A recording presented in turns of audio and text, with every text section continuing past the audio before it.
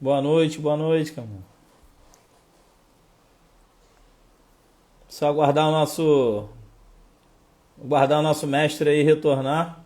Boa noite, Luciano. Nós estamos tendo uma aula aqui, rapaz. Preciso nem falar nada. Hoje eu só aprendo. Boa noite, meu amigo. Hoje é só dia de aprender. Com quem sabe muito. Aí, nosso amigo Valdir.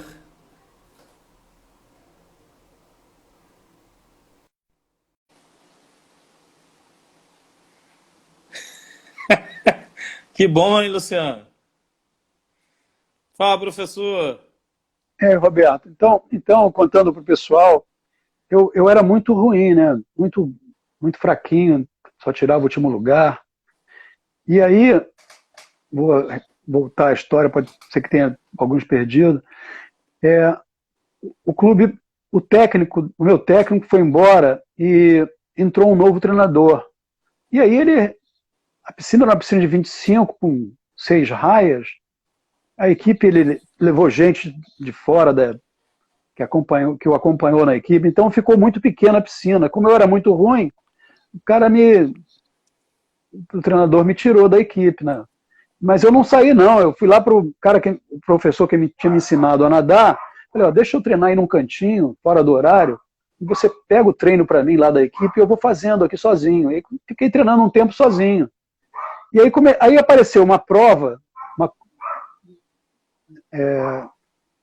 ele perguntou se eu queria nadar, porque não tinha ninguém para nadar do clube, porque era uma prova que não existia no programa.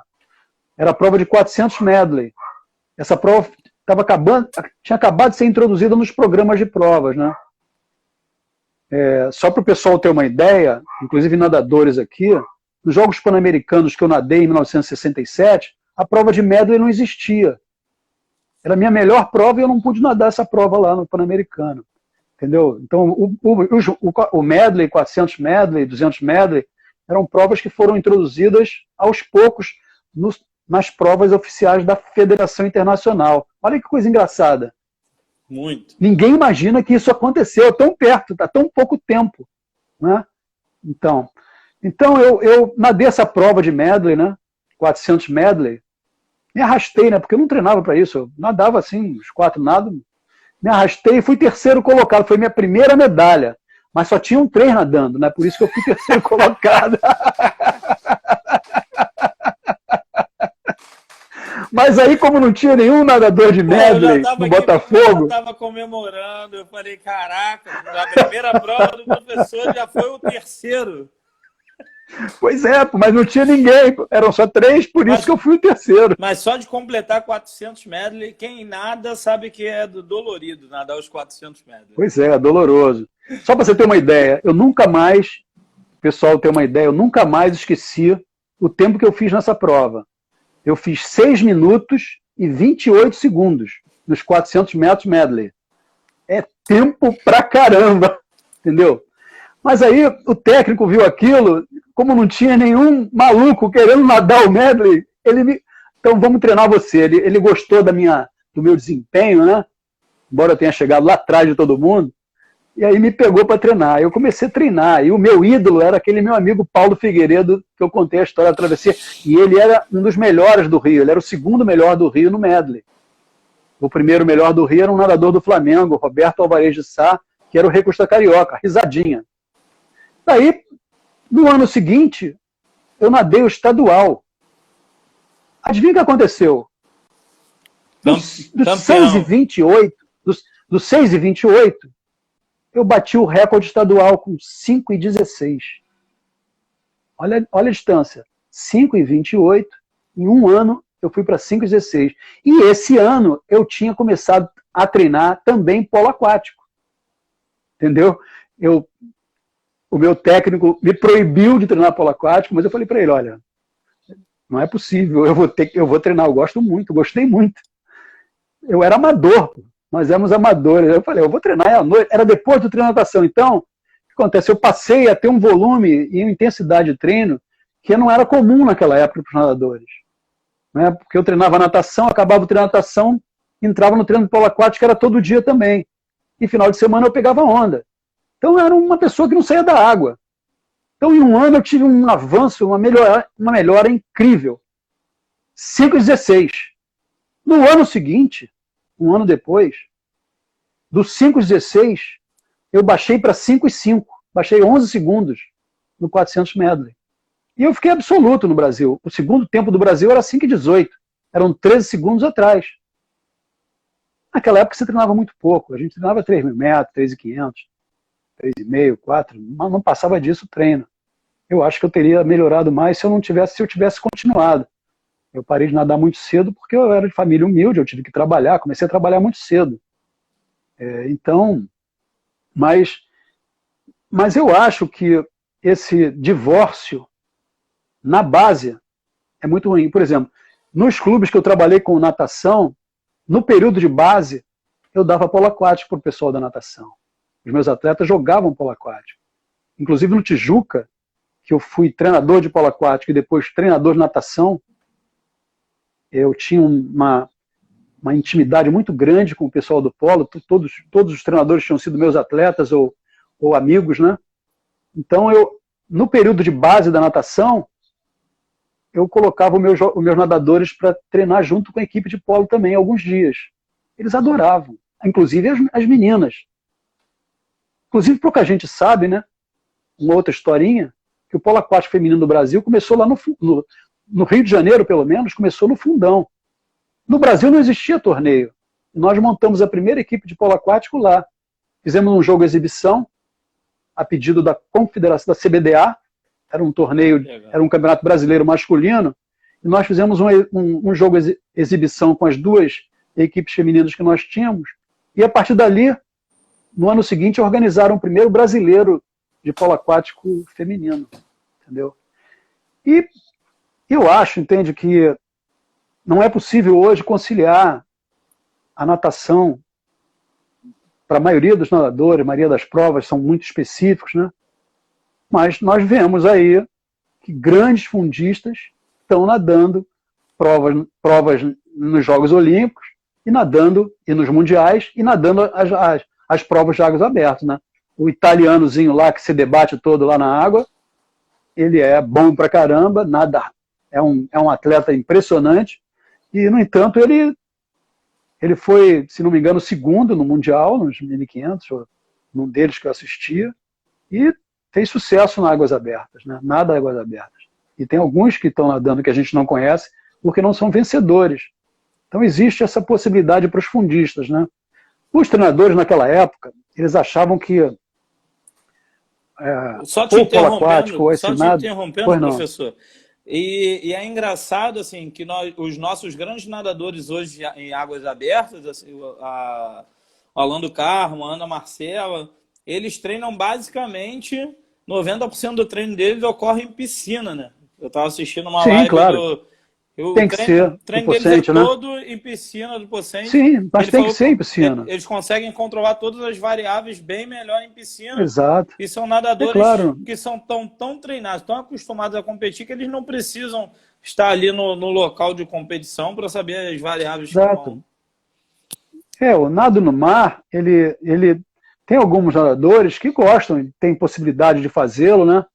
Mas para o treinador e até para o próprio nadador, nadar no mar é bem mais complicado para você controlar o ritmo, né? Controlar a intensidade, enfim, as variações, fazer testes. Então eu acho que é correto. Eu fui nadador de piscina. No mar eu nadava nos fins de semana, porque eu pegava onda, mas eu nunca fazia distância grande no mar. Nunca treinei de nadar longo no mar, sair nadando. Aliás, eu não gostava de nadar. Eu não era um nadador de endurance como o Arthur, que está aí presente.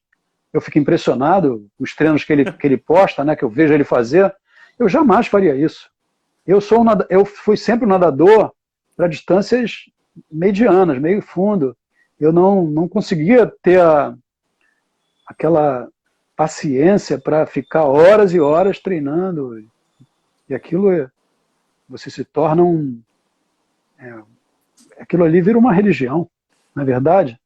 Então, eu acho que tem pessoas que gostam, se beneficiam disso. Hoje é completamente diferente. Hoje o esporte mundial, né, a natação, ela é profissional, né? Eu me lembro como atleta, na nossa época não existia isso não. Dinheiro na natação, tinha lá seus pequenos patrocínios, né? Mas não era como é hoje. Até a questão de evasão, né, da natação. Exatamente. Porque Não, primeiro, e também... os atletas tinham que ganhar dinheiro muitas vezes. Né? Chegava uma fase ali, ou ganhava dinheiro ou continuava nadando. O que ocorre, Roberto, é que naquela época, um nadador com 18 anos já era considerado velho. Entende? Quando eu comecei a estimular a natação para idosos, né? Até que surgiram as competições de Master nos anos 80, a primeira foi em 1980, aqui no Rio de Janeiro, o pessoal me chamava de maluco, botar velho para nadar, pô, os caras vão morrer aí, você vai ser responsável, você vai ser criminoso. Eu fui o primeiro técnico a colocar no mesmo treino nadadores de elite e nadadores master. Eu tinha nadadores de 60, de 50, treinando em raias que sobravam no mesmo horário que eu tinha meus nadadores. Eles faziam... as raias eram divididas por tarefas, por diferentes treinamentos, né? A gente tem que fazer isso, numa periodização de treinamento, na separação dos estilos, dos tipos de prova. Tem os que nadam velocidade, os que nadam fundo, meio fundo, peito, nado de peito, borboleta. Então, eu colocava numas raias do cantinho os nadadores master. Então, isso é um preconceito, né? Enfim, tem uma pergunta aqui para o senhor, professor, do Luciano. Ele está perguntando até onde ele pode aplicar a prática dele de natação de área de piscina e na natação de águas abertas. Não, a prática de natação em águas abertas na piscina. Eu não sei bem o que ele está querendo, mas... Eu também não entendi. Se ele pudesse... O que acontece é o seguinte, se você tem um programa de natação no mar, como a Isabel tem, no Natação no Mar. Boa noite, Dalila, um prazer ver você aí. Dalila foi minha atleta no Bandeirante Tênis Clube, ela não vai gostar não, vai denunciar a idade dela. Foi minha atleta no Bandeirante Tênis Clube, com 13 anos de idade. O pai dela era um diretor do clube. Nadou Campeonato Brasileiro Infantil comigo lá, no Bandeirante. Depois foi nossa aluna na UFRJ, na Escola de Educação Física. E hoje é uma excelente professora, faz um trabalho maravilhoso em Jacarepaguá. E compete nas águas abertas, de competição de massa, é uma campeãzona aí, né, a Dalila. Fazendo sua propaganda, hein, Dalila? Mas olha, a questão do que é a pergunta... pois não. Eu queria responder a pergunta dele. Pode, fica à vontade. Continuando com o trabalho que a Isabel faz, né, que eu conheço muito bem. Então, você ensinou a pessoa a nadar na praia, num lugar lá, com águas abrigadas, né, ou águas mais paradas, né? Esse trabalho que você faz ali, você pode fazer na piscina do mesmo jeito. Você pode levá-lo para a piscina. Na piscina, nós vamos ter mais facilidade, porque nós vamos ter facilidade para visualizar melhor, para controlar melhor o trabalho, né? Para estabelecer distâncias com mais fidedignidade, para estabelecer controle de tempo, controle de pulso, enfim, parâmetros que a gente vai ter que controlar, né? Mas tudo que a gente fizer na piscina, em termos de treinamento, a gente pode dosar e fazer no mar. Mais uma historinha, antes de você fazer a pergunta. Fica à vontade. Como técnico de polo aquático, nós fomos disputar um torneio internacional, fomos convidados para um torneio na ilha de Malta, que fica muito próximo da costa da Itália, da Sicília, da costa da Itália, e numa cidade, e Malta fica no Mediterrâneo, um lugar maravilhoso. Em Malta, só existiam, em 1900, estou vendo uma aluna nossa, entrou, a Rebeca, boa noite, Rebeca, tudo bem? Em Malta, existiam dois esportes nacionais, os esportes mais praticados. Era o futebol no inverno e o polo aquático no verão. E não existiam muitas piscinas. E as únicas piscinas que existiam em Malta eram piscinas com água salgada. elas eram construídas na beira do mar, do canal ali, em Valeta, que é a cidadezinha onde a gente estava. Tem um canal que é onde vai dar no porto, e águas cristalinas mesmo. E então, os caras construíam piscinas fazendo sob pilotis. Uma parte da piscina era a borda, uma das bordas ficavam na terra, e a outra borda, do lado contrário, era uma plataforma sob pilotis. Então era um deck sob pilotis. Então, o meu hotel, que ficava na beira do mar, ficava a 2,5 km da piscina onde era a competição e onde eu fazia os treinos com os jogadores. Eu mandava os jogadores na van e eu botava o meu calção, pulava no mar e ia para o treino a nado. E passava por baixo dos pilotis e entrava na piscina. E os peixes também entravam. No início, para dar treino para os jogadores lá, foi uma dificuldade, porque os caras estavam nadando e ficavam querendo ir atrás dos peixes. Entendeu? Em Malta, as piscinas de natação eram assim, eram no mar. E muitos treinadores também faziam treinos no mar. Eu tive a oportunidade, passeando pela orla, de muita gente dando treino da encosta, treino de polo aquático. Eles montavam um campo com raias, né, e balizas flutuantes, e na hora que acabava o treino eles colocavam o campo na encosta ali mesmo e deixavam guardado. Vi gente nadando no canal, fazendo treinos de águas abertas, entendeu? Quer dizer, isso varia muito de lugar para lugar. A pergunta foi reformulada. Não. Pelo que eu entendi, professor, o Luciano está querendo fazer uma comparação entre o ensinamento de alguns métodos na piscina em comparação com o mar. Quando você utiliza recursos com a pranchinha, com o macarrão, para ensinar educativos, para ensinar a boiar, a flutuar, a se deslocar.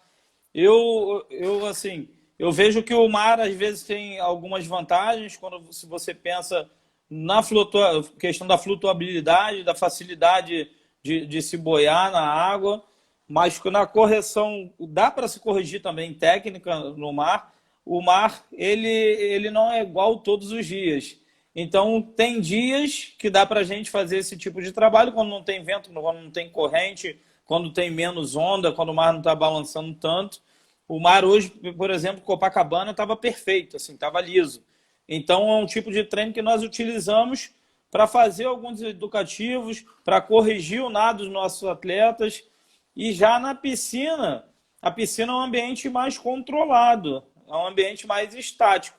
Então, você já sabe o que vai acontecer. A temperatura ali é a mesma, a raia é a mesma, a água praticamente é a mesma. Então, a correção dos educativos, se você programar um tipo de treino, um tipo de educativo, você vai conseguir realizar na piscina. Eu vejo dessa forma. Eu não sei qual a opinião do... Eu acho que você tem razão. Eu acho que tudo é experiência. Então, são espaços diferentes, como você colocou aí. O mar muda, um dia tem vento, um dia a água está mais escura, outro dia está mais clara. Às vezes, no mesmo dia, ela está mais escura na hora que a maré enche, está mais clara na hora que a maré seca. Então, varia muito. Mas, na medida em que você trabalha sempre naquele espaço, você vai desenvolvendo estratégias que te facilitam atuar melhor do que um leigo, do que uma pessoa que não conhece, obviamente. Então, você vai desenvolver estratégias de correção, você vai desenvolver estratégias para controlar o tempo por braçada, por contagem de braçadas, entende? Então, você acaba desenvolvendo métodos, né? E é o que eu acho que vocês têm que começar a escrever sobre essas coisas que vocês fazem. Eu falo muito para a Isabel isso, que essas estratégias de ensino, esses métodos, nós ainda não temos publicações trazendo essas experiências. E nós já temos a quantidade de assessorias trabalhando em praias e em águas abrigadas é enorme. Eu me lembro que... Não, pois não. O senhor falou coisas interessantes aí que eu estou aqui pensando, eu falei, cara, realmente é isso, porque todo dia surgem perguntas assim, eu não tenho o mesmo ritmo, são 30 pessoas, cada um tem um ritmo. Como vocês conseguem controlar o ritmo de todo mundo, já que vocês não utilizam boias? Então, nós traçamos estratégias de um professor mais à frente, um professor mais atrás, e cada um vai nadar no seu ritmo dentro daquele padrão. Pô, se são 2 minutos nadando crawl, você que nada numa velocidade maior, você vai estar lá na frente, e o outro que nada um pouco mais lento vai estar atrás. E o professor, um dos professores se coloca no meio de tempos em tempos para todo mundo nadar junto, já que a questão da segurança é algo muito forte, marcante na natação em águas abertas. Não é recomendado que as pessoas nadem junto. Então, um cara com um condicionamento diferente, ele consegue estar no mesmo grupo, na mesma turma. Então, são estratégias que a gente vem desenvolvendo ao longo do tempo, a questão de como fazer as pessoas que elas percam o medo do mar. Como existe a possibilidade de se iniciar no mar? É seguro? Então, são diversos itens que não são, muitas vezes, escritos, né? Nem protocolados, nada. Roberto, eu aprendi a nadar no mar. Quer dizer, quando eu digo aprendi a nadar, é aquele nado de rio, cabeça fora d'água, né? Você bater, eu não afundava. E eu fui aperfeiçoar na piscina, aprender a nadar o crawl, os estilos, né? Mas quando eu entrei na piscina, eu já sabia, eu atravessava a piscina com segurança. Eu não afundava, entende? Porque eu ia muito à praia. Meu pai me levava muito à praia, ali no posto 4, em Copacabana. Entendeu? A gente morava depois do Túnel Velho, ali por perto ali, né? E então era fácil chegar lá. A gente ia de bonde, ou a pé, entendeu? Naquela época tinha bonde ainda. Então, é possível. Eu acho que o mar, ele causa medo nas pessoas. Então, vocês têm que ter estratégias diferentes das estratégias de piscina. Tem, eu sei que tem. O que eu acho é que isso não está escrito. Eu não conheço. Não entende? O que vocês fazem? Eu acho que isso é uma grande condição. Vocês começarem a criar, vamos dizer assim, um evento regional, reunindo todos os caras que trabalham com natação em águas abertas, criando um grupo em que vocês comecem a produzir seminários, produzir conhecimento, divulgar conhecimento, entendeu? Sobre essa especificidade. E se fortaleçam como criando associações de treinadores, associações que poderão defender vocês contra o poder público que muitas vezes invade vocês, cerceia, às vezes com razão em alguns casos, não sei, outros não estou dizendo das assessorias de natação, mas é que a praia é pública, entende? Então eu acho que o caminho de vocês é um caminho sem volta. Isso que vocês plantaram, que a Isabel começou no mar, e que meus treinadores começaram lá atrás, levando a gente para nadar na praia, né? Ou no mar lá na praia de Botafogo, isso não está devidamente registrado. Né? Não está devidamente registrado. O Roberto sumiu a imagem. A minha imagem sumiu. Sozinho aqui. A voz está aí, professor? A voz está aí, a voz está. Eu acho... Niterói tem uma tradição grande de gente com águas... Niterói tem uma tradição grande com gente de águas abertas. Tem um senhor chamado Sodré, ele é nadador master, ele escreveu um livro sobre travessias muito interessante. E ele tem um projeto, ele é engenheiro, fez um projeto de uma piscina para funcionar dentro do mar, que é uma piscina de madeira, que é apenas com os decks, entendeu?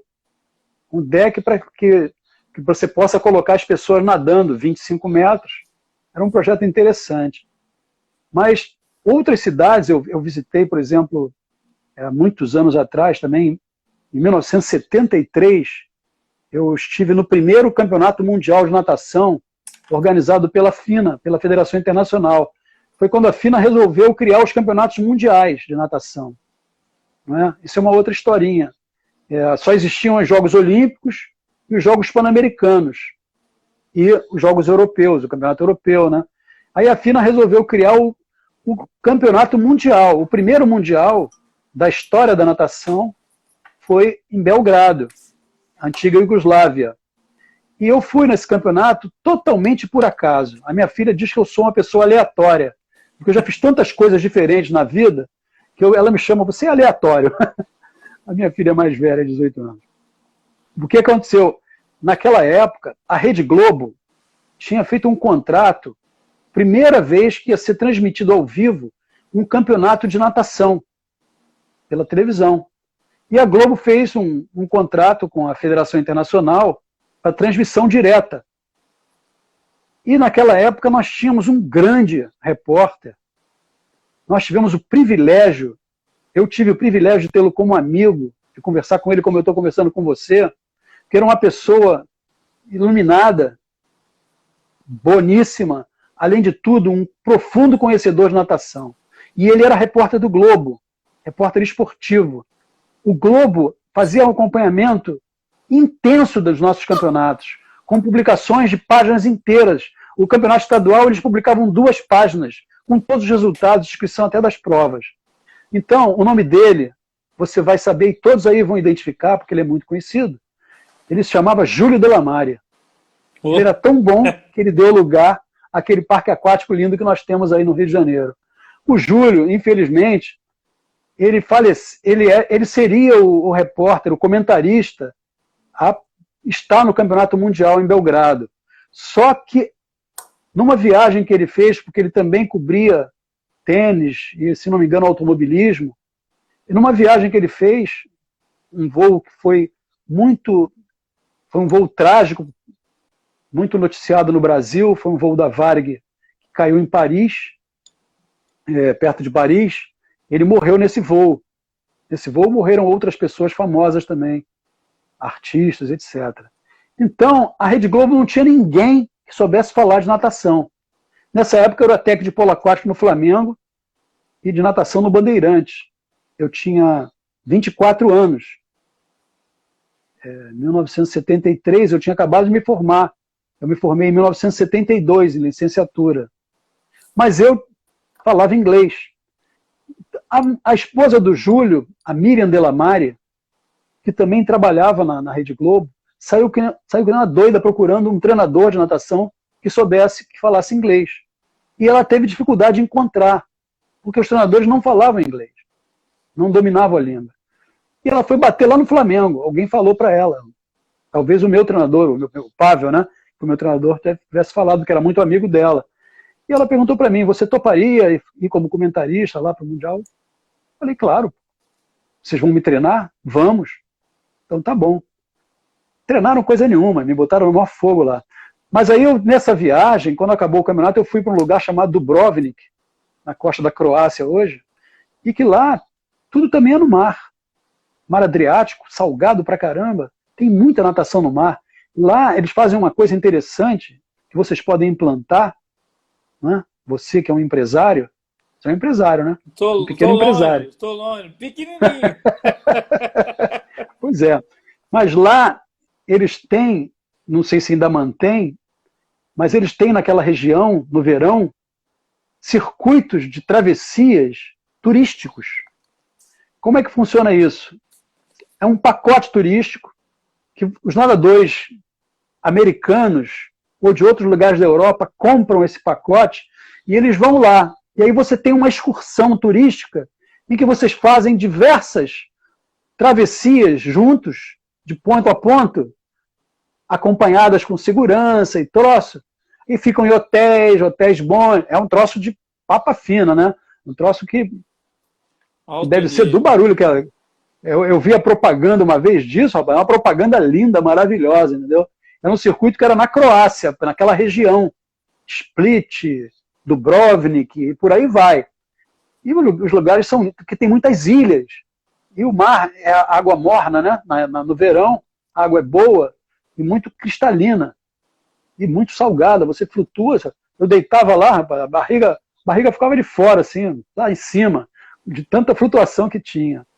Eu quis falar do Dubrovnik, tomei esse tempo, vocês me desculpem, porque eu acho que isso é um vamos dizer assim, é um veio, né? É uma oportunidade, né? De trabalho, e que envolve. Hoje nós temos vários barcos que fazem aluguéis de passeios turísticos pela Bahia, fora, né? Tem esses. Então, se você conjuga o teu trabalho com o trabalho desse camarada, com o trabalho do hotel, você faz faz um pool de pequenos empresários, você cria um circuito que vai beneficiar, vai criar uma cadeia, né? É um exemplo, né? Estou aqui sonhando, Eu gosto de aqui sonhar falando também. de ideias. Eu gosto de ideias também. Mas tem que fazer. Tem. O Tem problema é fazer. Tem que aplicar. Pois é. É isso mesmo. Bem, eu estou à disposição de vocês para qualquer pergunta que vocês queiram. Professor, quando tiveram 2 pontos aí marcantes da sua fala, quando a gente pensa em estratégias, e aí a Isabel Thomas estava aqui bem presente na nossa... Eu lembro que eu trabalhei, assim, eu aprendi muito com ela e com o Luiz Lima ali, pertinho, acompanhei durante 7 anos. A Isabel é uma bíblia da natação, sabe tudo, e sabe tudo de pedagogia, de ensino, de... É estudiosa. Nós estávamos com uma turma de iniciação e no dia os professores iam fazer um circuito e fizeram desafios para os alunos já do intermediário e do avançado, e os da iniciação não estavam participando. O que aquele grupo está fazendo ali? Não, porque eles ainda não nadam. Não vão, eles vão nadar assim, amarra um macarrão em um, o outro vai de cachorrinho, o outro... Então ela traçou estratégias na hora para que cada um daqueles ali se inserisse, participasse da atividade. Eles completaram, contornaram a boia, ficaram super felizes. Então são estratégias, são ideias que experiências elas nos levam. E uma grande notícia também é que foi escrito, nós escrevemos agora nessa pandemia um artigo sobre a natação em águas abertas. A professora Patrícia Vigário, eu escrevi junto com ela. Bacana, parabéns. Ela me orientou aí, e nós fomos escrevendo junto com relação ao impacto da interrupção da prática de natação em águas abertas dos nossos alunos, com a troca da atividade da natação em águas abertas pela atividade mediada por recurso tecnológico. Eu vi a tua palestra lá no grupo. Foi a palestra que você deu no grupo, não foi? Foi com relação a... Você falou sobre esse artigo. Foi com relação a esse artigo. Os resultados que você colheu. Então são coisas que realmente o senhor tem razão. Que nós precisamos nos movimentar e começar a escrever sobre isso, protocolar, porque não adianta muitas vezes ficar falando e ficar na prática, ter o conhecimento e não colocar no papel, né? Roberto, mais do que isso, você vai ficar trabalhando com isso, a Isabel também. Se isso estiver escrito, fica mais fácil para aquele profissional que você quer contratar. Ele já vai conhecer o protocolo como é, né? Ele vai conhecer as regras como funcionam, a segurança, a questão da progressão pedagógica, se é que existe alguma, claro que existe, né? Do tipo de controle que vocês fazem. Então, vocês têm que criar um manual, no mínimo um manual do que vocês fazem. Nós, infelizmente, não temos, vamos dizer assim, o hábito de fazer essas coisas. Eu mesmo não fui treinado nisso na minha vida acadêmica, na vida universitária, né? Hoje nós estamos, por exemplo, pela primeira vez, eu sou professor da Escola de Educação Física há 43 anos, 44 anos em abril do ano que vem.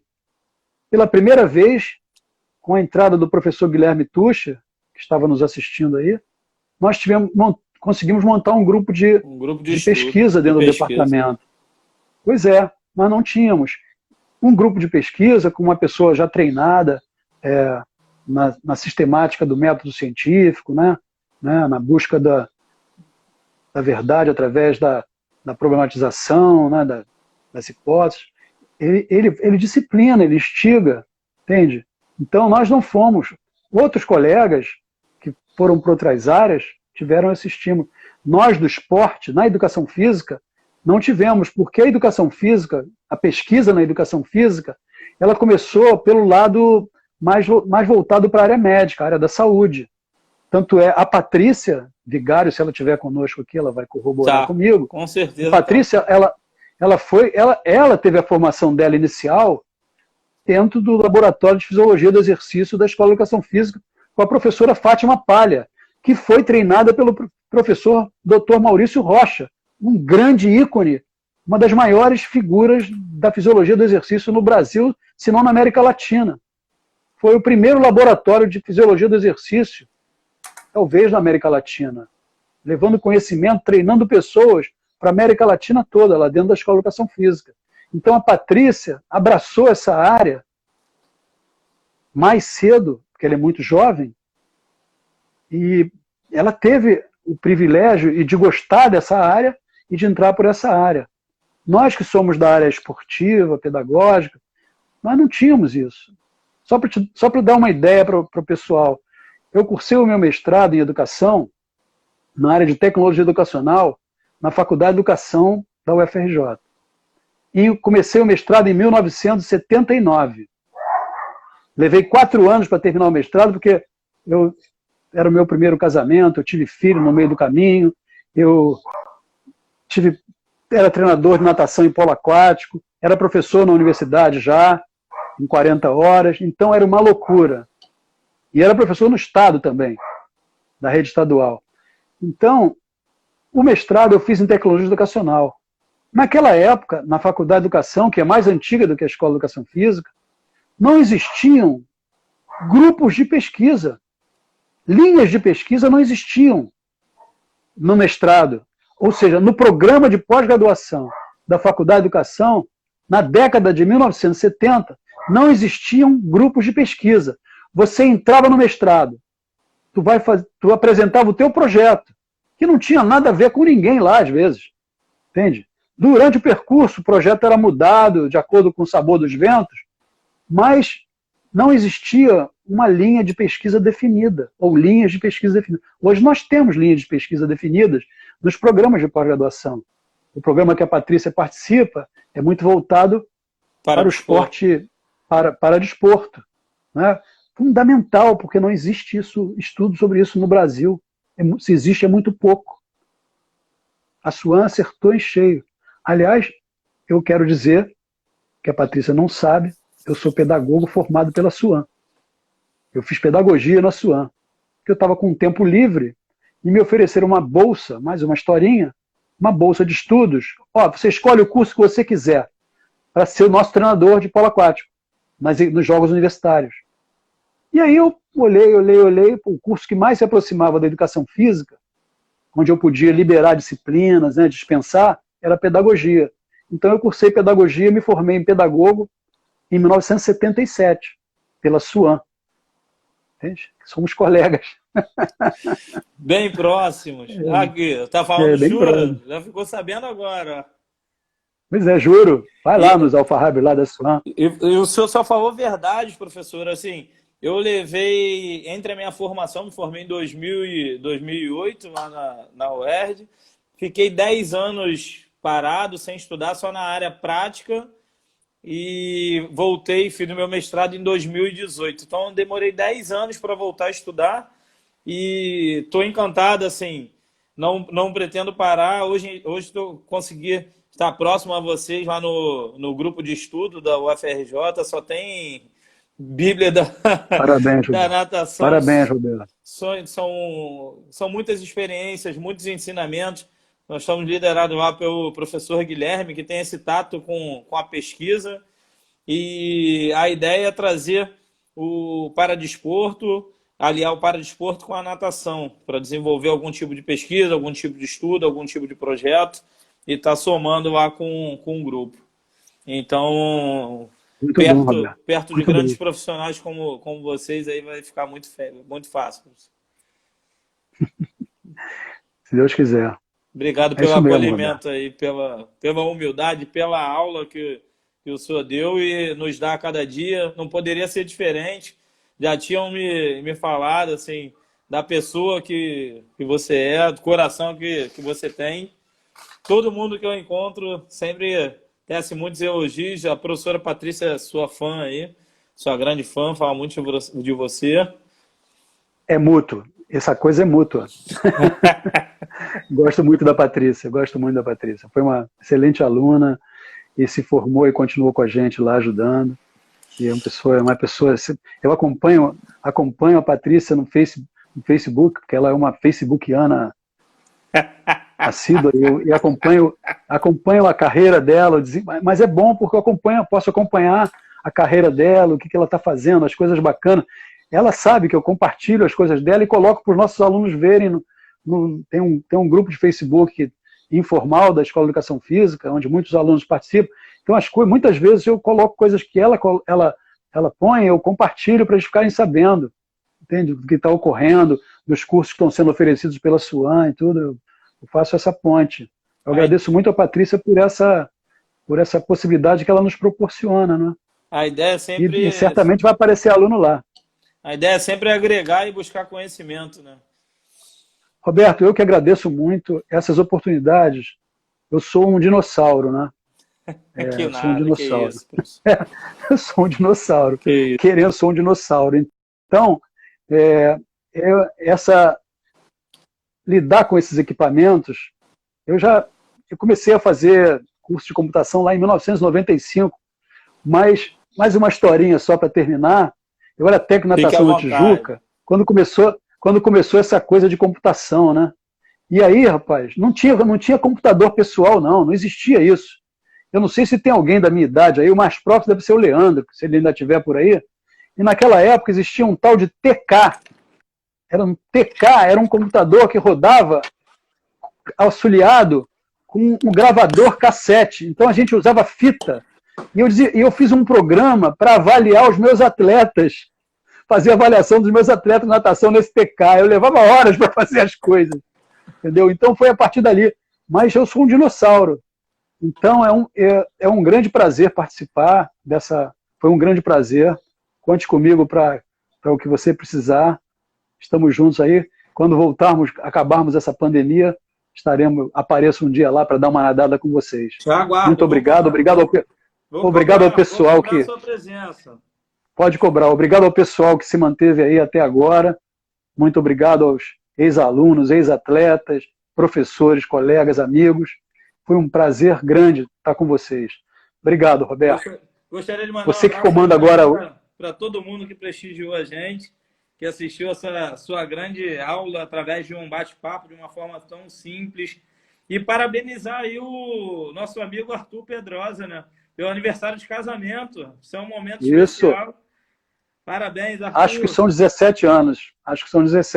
Falou 20. Parabéns. Falou 20. É 20? Então é 20. Eu já estou trocando as bolas. Coisas de dinossauro. Desculpe, Arthur. Mas o Arthur e a esposa dele fazem uma dupla linda, pô. Uma dupla... Eu vi umas fotos dele que ele colocou lá, fazendo a fuga da Ilha Grande, com a esposa dele remando naquele caiaque. É muito amor, né? Muito amor. Muito amor e muita, vamos dizer, amizade, muita divisão das tarefas que tem os filhos, né? Eu sei o que é isso. Parabéns por vocês. Parabéns, Arthur e esposa. Obrigado. E parabéns para todos. Obrigado, Roberto. Obrigado mais uma vez. Grande abraço. Grande abraço, okay. Professor. Até a próxima. Até breve. Um abraço para todos. Vou fazer igual a Globo. Vou sair assim, ó. Tem o fade in. É porque quando você filma, você tem o fade in, que você aproxima, e o fade out. Fade out é quando você afasta a câmera, entendeu? Isso é técnica de filmagem. Então, os filmes antigamente acabavam com fade out. Aí o cara vai fechando o obturador e ó, fade out. Falou, Roberto, um abraço. Um abraço, professor. Obrigado. Tchau, gente. Um abraço.